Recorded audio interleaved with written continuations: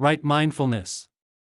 Right mindfulness is the seventh of the 8 path factors in the Noble Eightfold Path, and belongs to the concentration division of the path. The definition, the 4 frames of reference. And what is right mindfulness? There is the case where a monk remains focused on the body in and of itself, ardent, alert, and mindful, putting aside greed and distress with reference to the world. He remains focused on feelings in and of themselves. The mind in and of itself.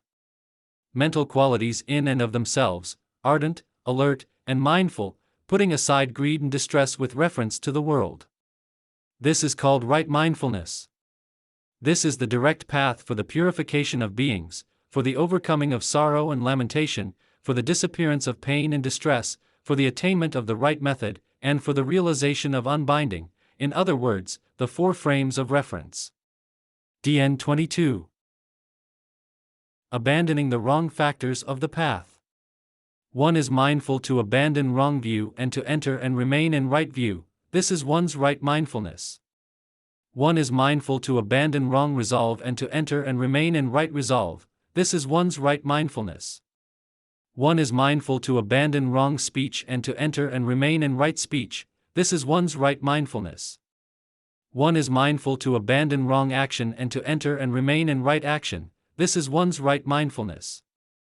One is mindful to abandon wrong livelihood and to enter and remain in right livelihood. This is one's right mindfulness. MN 117. Like balancing a pot of oil on one's head. Suppose, monks, that a large crowd of people comes thronging together, saying, "The beauty queen! The beauty queen!" And suppose that the beauty queen is highly accomplished at singing and dancing, so that an even greater crowd comes thronging, saying, "The beauty queen is singing. The beauty queen is dancing." Then a man comes along, desiring life and shrinking from death, desiring pleasure and abhorring pain. They say to him, "Now look here, mister.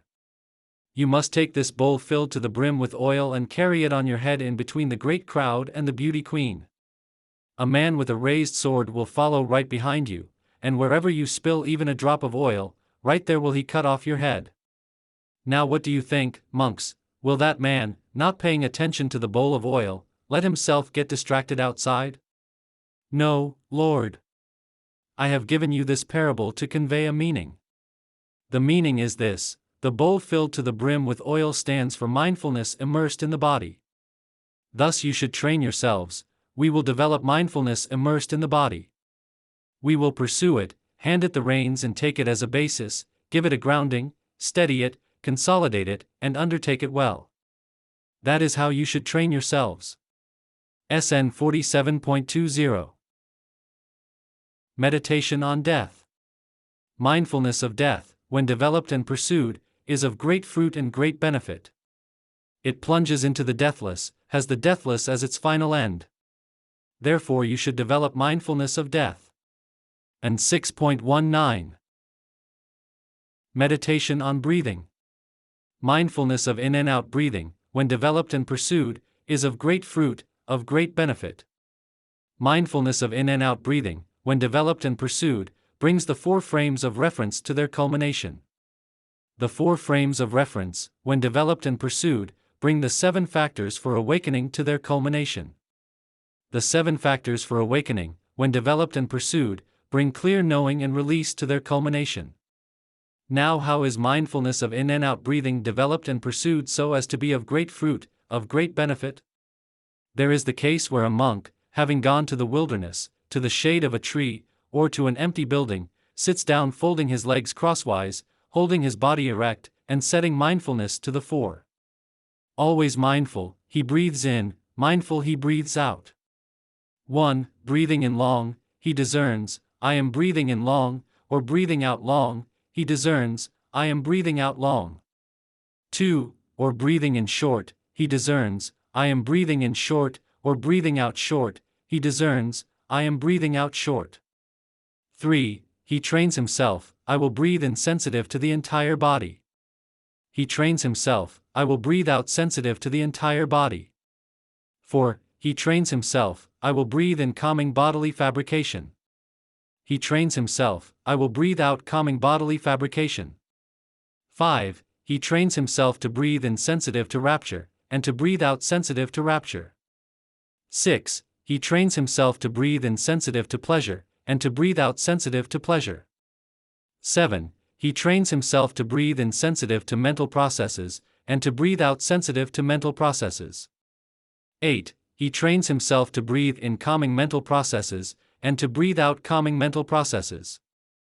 9. He trains himself to breathe in sensitive to the mind, and to breathe out sensitive to the mind. 10. He trains himself to breathe in satisfying the mind, and to breathe out satisfying the mind. 11. He trains himself to breathe in steadying the mind, and to breathe out steadying the mind. 12. He trains himself to breathe in releasing the mind, and to breathe out releasing the mind. 13. He trains himself to breathe in focusing on inconstancy, and to breathe out focusing on inconstancy. 14. He trains himself to breathe in focusing on dispassion, literally, fading, and to breathe out focusing on dispassion. 15. He trains himself to breathe in focusing on cessation, and to breathe out focusing on cessation. 16. He trains himself to breathe in focusing on relinquishment, and to breathe out focusing on relinquishment. MN 118.